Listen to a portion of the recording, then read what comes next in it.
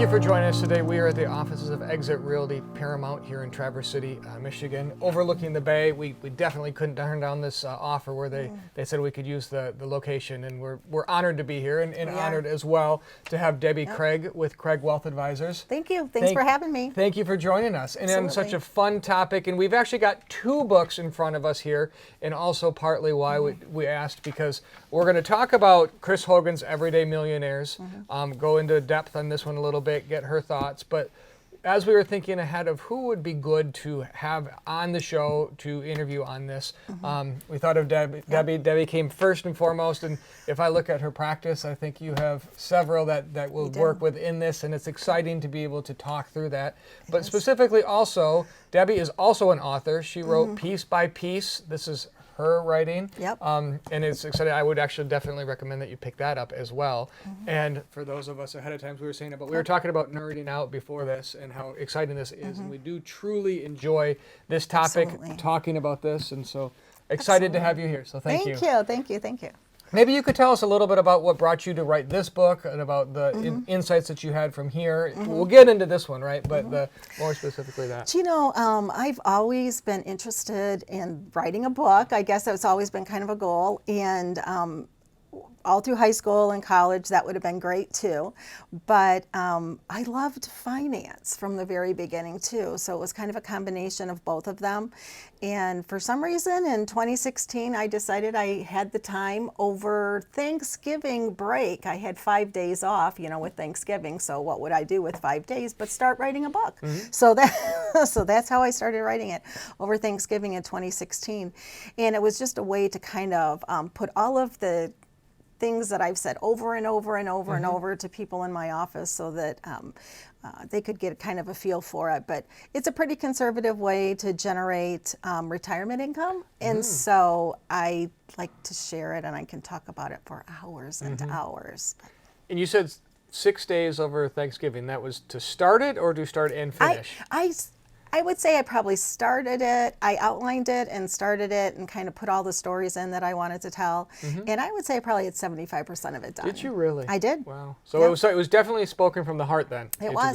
There's a lot of stories in there that kind of identify with different people that have hit retirement. So it was pretty easy to write because you kind of talked to, you kind of outlined the subjects that you wanted to have, and then you had stories and illustrations that went along with it. So it was pretty easy to do. Well, and I actually thought part of why we were talking here is these did parallel each other pretty well on the idea that this is stories of people that you had worked with, stories people that he had worked with, and it's the stories of the everyday retiree, the everyday millionaire. Absolutely. And how key that is, and that we really like to talk about the finances, but most of the individuals that you were talking about didn't necessarily like to talk retirement. So maybe could you go a little bit into some stories that you have that would highlight both of these? Yep, absolutely.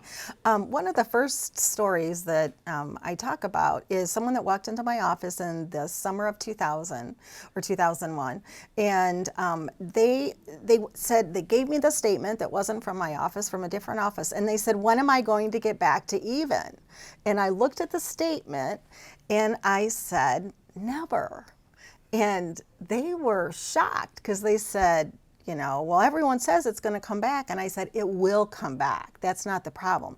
But the problem was he was invested in things that didn't generate any dividends or interest. There were things like micro cap stocks and net stocks. At the time we had, remember, drcoop.com and all these kind of things, and things that we had a sock, remember the sock from pets.com and those. Oh yes, yeah. Okay, I'm dating myself, but in 2000 we had a lot of those things, and so they were growth oriented, but they didn't have any income and dividends. And so because he was over 70 and he had to take required minimum distributions, he had to pull money out of his account, which meant he had to sell shares. And so while the share price of what was left would in fact recover, because he had removed so many to make his required minimum distribution, the whole value of the account wasn't going to recover. And so it was one of the first things that hit me, because I have a lot of clients that are my neighbors, and I run into them at the post office and almost always at the Costco gas plant. I'm just like, it's crazy. So you run into people. So I wanted to not have to run to the other side of the street when I saw my neighbors. So it became important to me after that point in time to develop a way to take money out of your portfolio without tanking it, basically. And it's basically because we have required minimum distributions, we have to find a way to do that. So that's kind of what generated the first piece by piece thought I had, was from that experience. And so that was the one that started it off, and we had to find just a common sense approach to retirement income. Okay. And unlike most people, I find that really exciting. Okay. So, and luckily Chris Hogan does too, because that's kind of what it's all about. So we talk, you know, they're just stories of people that do it slow and low and just kind of slow, just the regular repetitive in there. You talk about that in your book as well, on the common sense approach, the different, you've talked about different buckets. And then in Chris Hogan is just the regular. It's not necessarily the fun, the, you know, crazy. It's never fun and sexy. Yeah, you talked about it in the dot-coms of the Petco and the startup companies, and we've got the FANG stocks now, and you've got others, or we got MLP. There's all different scenarios and different things that we can be doing. But what Chris talked about and what you've talked about is sometimes it's the regularity that you're in the market. It is. And we still want it to grow. It's not that they're all just income ideas, but we have to have a plan to distribute income off of the nest egg that you've built, and then we also have to have some growth so it's a balance, but yeah, it's kind of funny. Back in 2000, 2001, 2002, the market was really tough, obviously, and we had some things because 1999 had been so high. So then the equation that they use, the IRS uses for your required minimum, is based on your 1231 balance. So what had actually happened is the 1231 balance of 1999 was very high, so that by the time we took it the next year, what happened the next year when we had some of the 9/11, 2001 stuff too, one of the other things, it's just, when people talk about, trying to find that next best thing, if it's the, socks.com or whatever, we had a stock that tracked, it was a machine company that developed a machine that the post office wanted to purchase that would find anthrax going through the post office. Okay. Remember this? Yeah. So people would come in and they're like, I want to buy the anthrax thing, or I want to buy this, and I'm like, this is just, come see, come saw. This is not investing. This is speculation, and we don't, we don't want to do that. So, but yeah, those were the days that, It's interesting to me on how you've pulled some stories here from 1999 and 2000, and then you pulled 2011, and then you pulled in just recently, so everyone seems to focus on the current, the now, but it's nothing necessarily new, that there are the ups, that there are the downs, and there are the ebbs, and there are the flows. And that's an important thing to understand as you're investing, and that's what Chris Hogan talked about, that's what you talked about, and others, was that you're going to see the ups and you're going to see the downs, and it's important about how just that regular being put in. So absolutely. I always tell people it's about your Timex, not your Rolex. Okay, Timex is just, the everyday. And that's really what it is. Or I say a crock pot, not a microwave. I mean, it's that mindset that we get in, that we're just going to do things the right way. We're going to be intentional about it, and we're going to put something away. One of the things I learned the most about was something that my husband said when he retired. And he retired at 53. He was an early retiree. And our son was entering first grade. And so everyone was like, why are you retiring? You have these young kids. And so he said, I always paid myself first.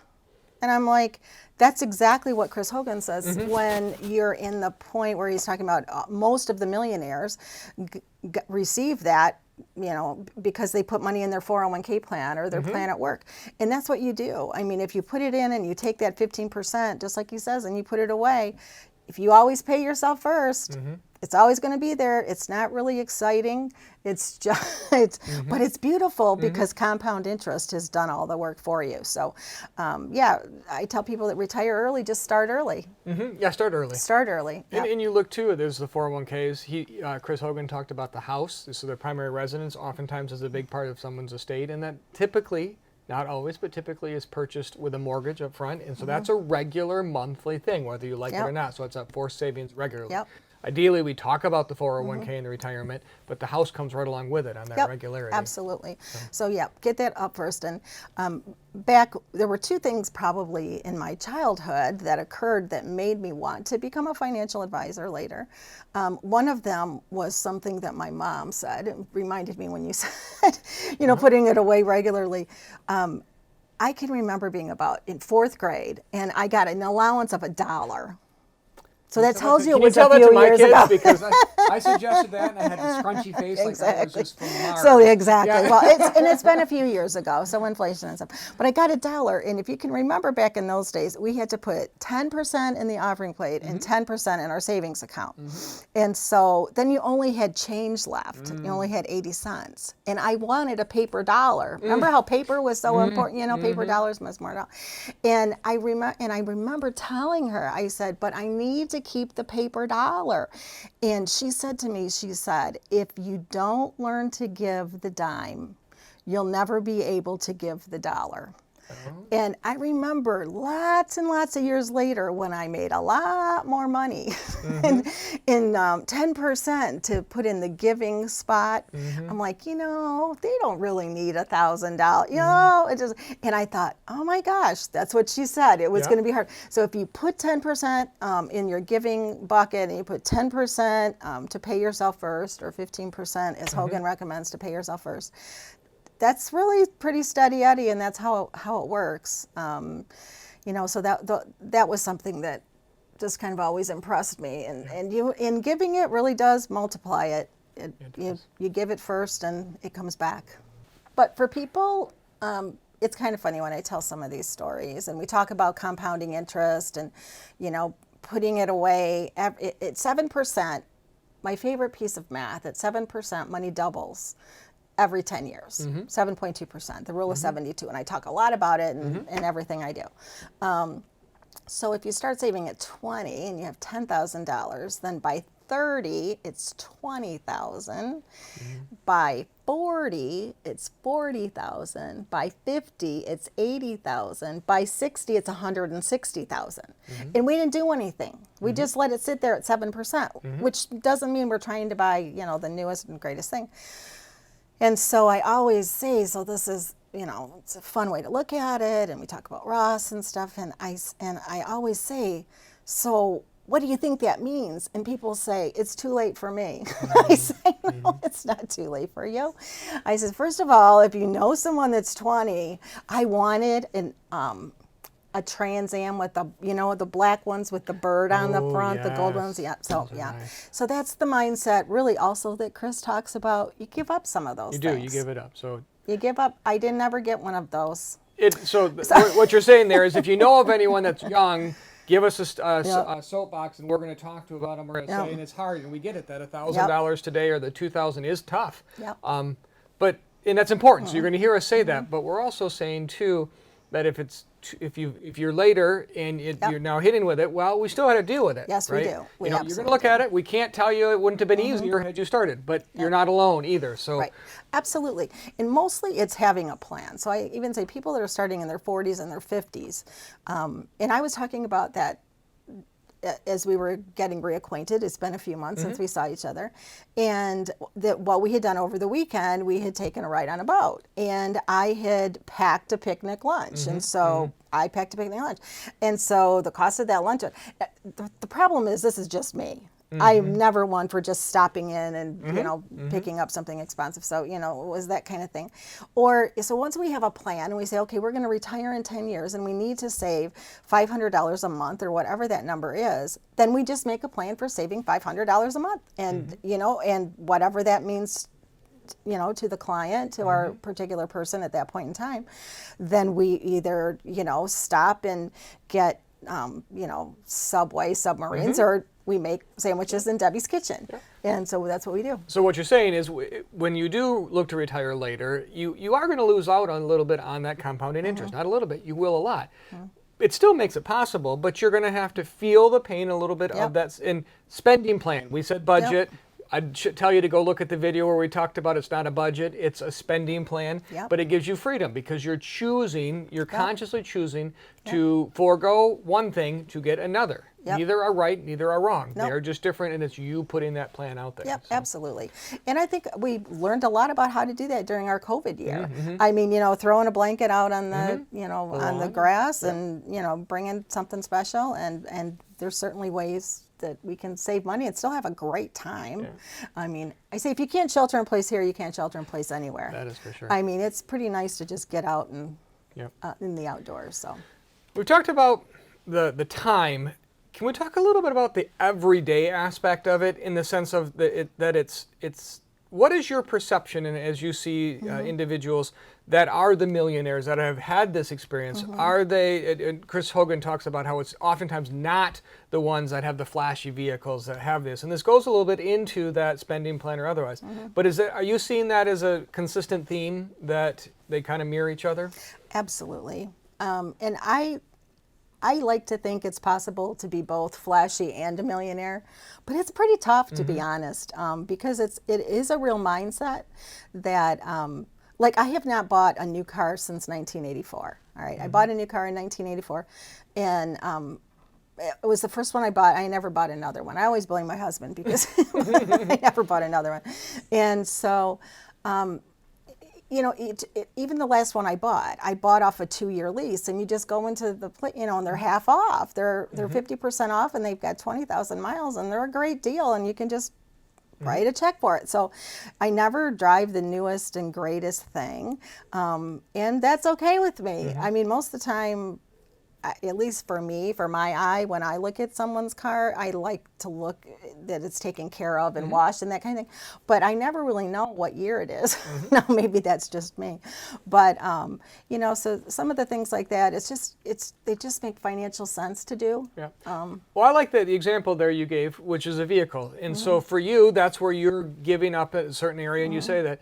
But there might be something else that you don't, or you talked about meals. And so what I've seen in our practice is that you generally are giving up something, but you're choosing what that something is. One person, it may be the meals and entertainment out. The other person might be cars. The more you give up, the more you're going to be able to have later. Absolutely. But that doesn't mean you have to go without as well, that you can pick and choose. Again, that brings it right back to that spending plan. I'm saying that it's the everyday millionaire is the average one that's out there that is not spending everything. But it doesn't mean that you have to live like a pauper either. Oh, no. It means that you can choose where you want to go. We all have our vice. Yeah, everyone has one. Little glass of wine and a book. Oh, yeah, bookstores probably not so good. Bookstore's bad for me, Yeah. yeah. So I can give up the car, Library. but not the book. Yeah. Exactly. Yes, no. Exactly. So, but no. So absolutely, the everyday. The first, and I'm sure that my grandparents weren't millionaires by any sense of the imagination, but my grandmother was a hairdresser, and my grandfather had worked as a tool machinist and had a back injury, so wasn't able to work anymore. So what they made on her hairdressing salary was all they had. And whenever my mom needed money she was asking my mother to buy us a birthday gift or something like that, she would go over to the refrigerator and open up the vegetable crisper and reach to the back, and there was this really well-used piece of foil.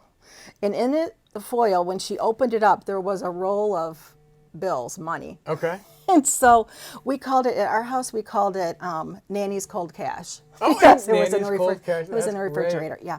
And so it just struck me that here they are on one income, but she was always able to go over and pull it out. Here was a 20 or 50 or whatever for a birthday gift for a grandchild. Granny's Cold And Cash. so, yeah, and so that's what we called it. And I knew that I wanted to have that. I always wanted to have enough that I could just take care of my family that way. I could go to the refrigerator, not as much anymore, but I could maybe go to my cell phone account and pull out that money to be able to do that. And I think that's what the everyday people are able to do. They are able to give up something where they were able to set a little bit aside, and then you always have what you need to take care of your family later on. And you have the satisfaction of being able to have the grandma's cold cash. I do. I out love there. that Yeah, part. yeah. So yep. So yeah, she lived to be 99. Actually, she a couple weeks short of her 100th birthday, And so I was glad she had put a little away, because we ended up using a lot of it To live that long. to live to be 100. Yeah, whenever we do retirement estimates, the first thing people say is, I said, well, I assume we're going to make 7%, we have 2% inflation, and you live to be 90. Those are my three things. And they're like, and I said, I pick 7 because it's not too much, and 2, it's not too much, and 90, you know, we don't know. 100% of the people say, I'll never live to be 90. And I'm like, well, somebody's going to live to be 90. I don't know who. So, but yeah, a lot of people do live to be 90. They do. And actually, the IRS is adjusting that, because they're adjusting their IMD tables. It's because they're acknowledging that people are living longer. It's crazy. Crazy. Hogan talks about the fact that 68% of millionaires have worked with professional financial advisors. Particularly, and I somewhat think he might be doing that a little bit for self-plugging, but I do also think it's true. And I'm asking yourself, as a financial advisor, how do you suggest individuals who are somewhat following this, because that's our target for right now. I mean, we have others that are out there, but our target right now, the Everyday Millionaire, which is saying house and 401k. Those are the non-sexy, non-fun ones. That, to me, doesn't say financial advisor. How do you fit that? Where I hear oftentimes people say, well, I don't have enough, or I don't have that to where it makes sense. What are your thoughts on that? Absolutely. So people tend to go to a bank to get a mortgage. They don't go to their family. They don't figure it out themselves. They don't do those kinds of things. So the same thing would be true on the savings side. If it's in their 401k, or if it's in their IRA, or whatever that happens to be. So generally, I think people would go to a financial advisor for the savings side, just like you'd go to a bank for the mortgage side. It's a good idea to do that. You know, a lot of times, in fact, I just rolled over somebody's 401k, and the woman will be 60 in September, and it was invested like she was like 110. And I'm like, gosh, I wish you would have let me know this earlier, you know. So like a lot of times I will help people work through that. I absolutely do. I go, yep. I said, I want to make sure that there's going to be somebody able to go on vacation with me.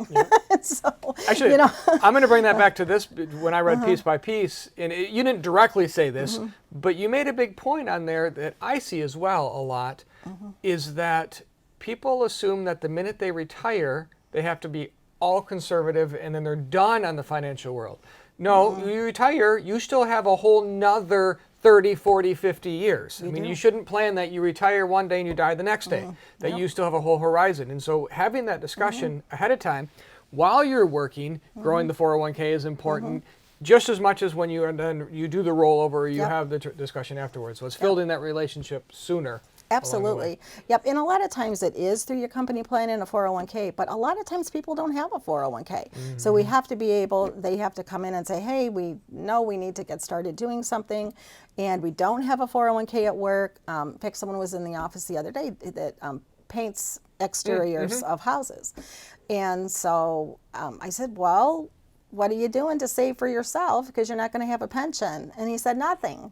I'm like, oh no, we're going to get something going there, you know. So you want to help people that are in their 401k, you can do that, but certainly people that are independent or work on their own, entrepreneurs, you want to help them, or people that are just getting started. I have people that are 16, 17 and have been through the Dave Ramsey program at their church, and they'll start putting $25 a month away from their babysitting money.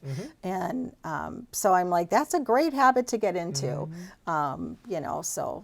Well, thank you for joining us here, and we're going to leave on my last question I'm going to have for Debbie, which is, you know, what's the number one thing that you could give, the advice that you see to the everyday millionaire that's out there, the average individual that's there, whether they're just starting out or the millionaires that are there, because there are a lot of them, is what is your advice across the board? Yep.